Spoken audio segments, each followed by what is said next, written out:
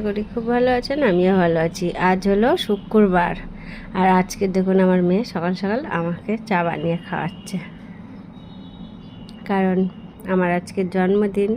তার জন্যই বললো মা সকালের চাটা আমি তোমাকে করে খাওয়াবো।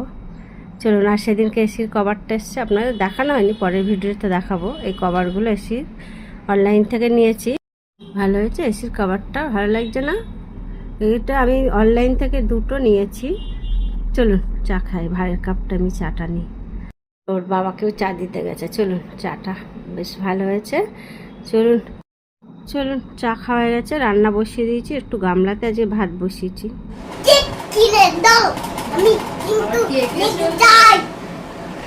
কিনে দিলে তুই আমাকে বলবি, না কিনে দিলে বোকা নাকি তুই? পাখাটা বন্ধ হয়েছে না? তুমি শোনো শোনো, এইদিকে শোনো, এইদিকে শোনো, এইদিকে আমার দিকে শোনো। আর আমি আনবো তো জেন, সেই দিকে আসবি তো। কি শাসন চলছে।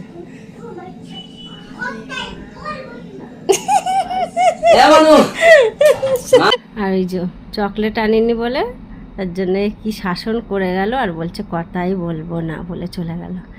আর এই মাছের ডিম একটু গন্ধরাজ লেবু দিচ্ছি, কারণ মাছের ডিম না বড্ড আস্তে আস্তে গন্ধ করে।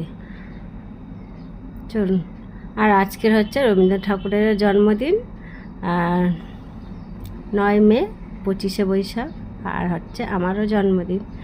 চলুন, আর রান্নাবান্না দেরি করা যাবে না। এটা দিয়ে লেবুর রসটা আর লেবুটা দিয়ে খোসাটা একটু কিছুক্ষণ রেখে দেবো, 5 মিনিট, এতে গন্ধটা অনেকটাই কেটে যাবে। চলুন, চান টান করে চলে এসেছি, একটু শ্যাম্পু করেছি। আর বাড়িতে একটা কুর্তি ছিল নতুন, সেই কুর্তিটা পরেছি জন্মদিন উপলক্ষে। আমার ঢিলা ঢালা কুর্তিটা অনেক বড়, ভেবেছিলাম একটু সেলাই করব, ভাবলাম এই গরমের দিনে একটু নরমও আছে, একটু হালকা করে পরে নিই।